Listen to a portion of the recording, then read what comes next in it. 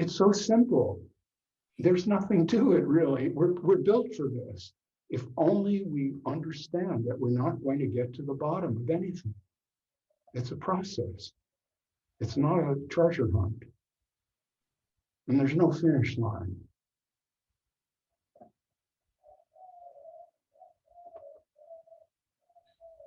Well, it's very beautiful, Robert. What you just said, I mean, it brought a couple of tears to my eyes, to be honest. I'm having a hard time hearing you. The volume's dropped, or I can turn it up here, I guess. Yeah. Oh, well, I'll have to double check in post before I upload. But that's better. What you said brought a couple of tears to my eyes. I found it very beautiful, very refreshing. I can sense this defensiveness in my body and psychology around talking to people who, you know, I guess do appear to be teachers, whether they call themselves that or not. You had this wonderful part of the Don't book, which must have been an exchange you had prior to doing the Zoom meetings, because you were replying to somebody's message or email and you said,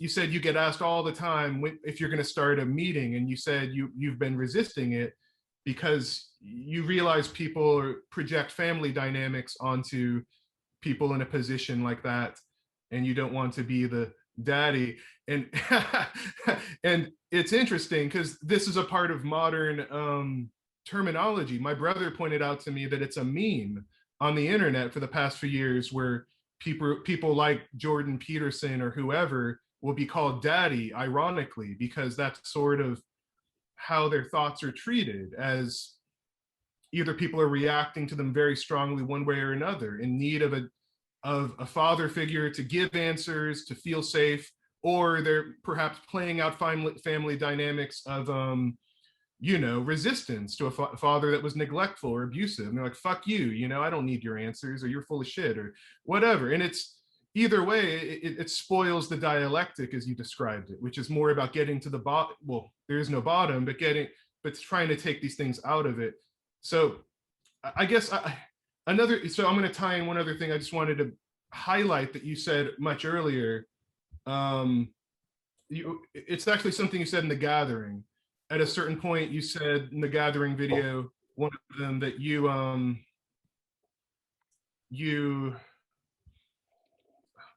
said you would respect a lot of these non-dual teachers' metaphysics more if they kind of showed more skin in the game, if they showed more of their flesh and blood humanness. Because there was this one moment where a woman was sort of not challenging you, but she was admitting to you the insecurity she was feeling by hearing you talk about your own accomplishments.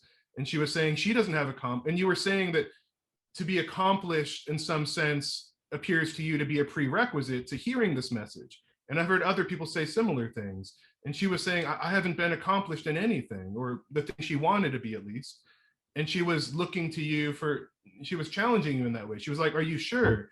And then you became very personal and vulnerable. And it was so beautiful to me. And then you said that you would respect the metaphysics, a lot of these non-dual teachers, more if they showed their own humanness, their own vulnerability, their own flaws.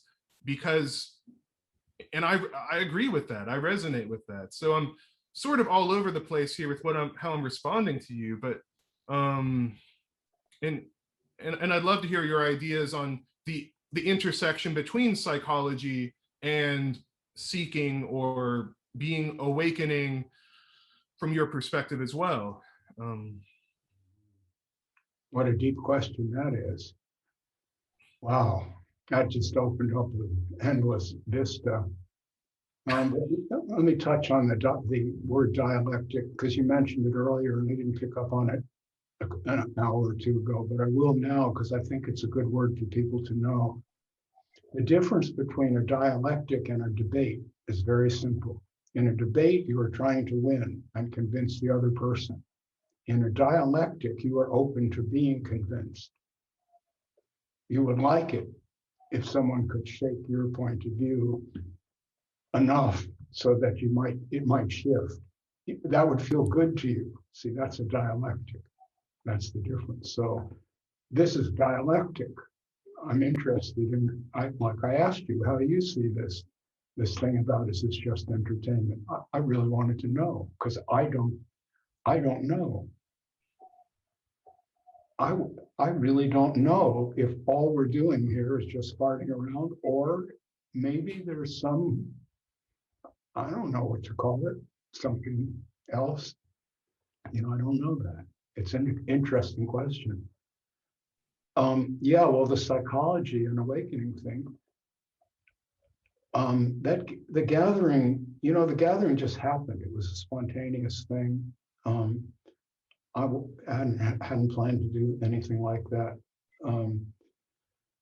I've told that story before, how it happened. I won't repeat it. But when it actually did happen, it was quite a challenge to me, because I had to keep deconstructing all of those projections, which was pretty hard work, because there are a lot of people and everyone is the center of his or her own world after all. And we can't help but project, and it's just what happens. And yeah, it was work. And I am aware right now that there'll be this deconstruction thing that will have to happen. And that is similar to what you do in psychotherapy. See, in psychotherapy, what happens typically, I'm just generalizing because every psychotherapist is different. The person comes in with problems. They don't really trust you, and they're afraid of you, and they're very vulnerable because they're the one with the problems, and you're the guy with the degrees on the wall, and you're just sitting there calm and everything, and they may be upset. And there's a struggle at first. But then if the therapy goes well, they begin to trust you, and that's when they really project. And that's when you see their family dynamics. What they're projecting on you is what mom and dad were like.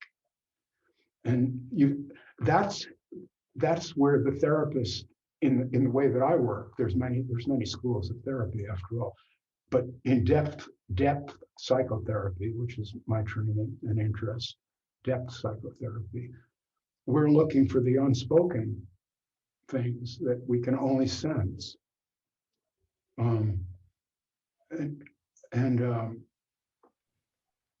So then, if you handle that in a skillful way, they begin to idealize you. It's inevitable, because now you're the parent they never really had, that really can hold the projections. So you can hold that for them. They love you, and they think you're like Superman in a certain sense. Robert is really cool. Wow, what a guy. Well, but that's not the end of the therapy. See, if the therapist is not a narcissist, which I am not, I've been accused of it, but I am not. I've looked at it. I've been analyzed. Okay, it's not my problem. We all have some narcissism. I don't mean that, but I'm relatively healthy in their axis.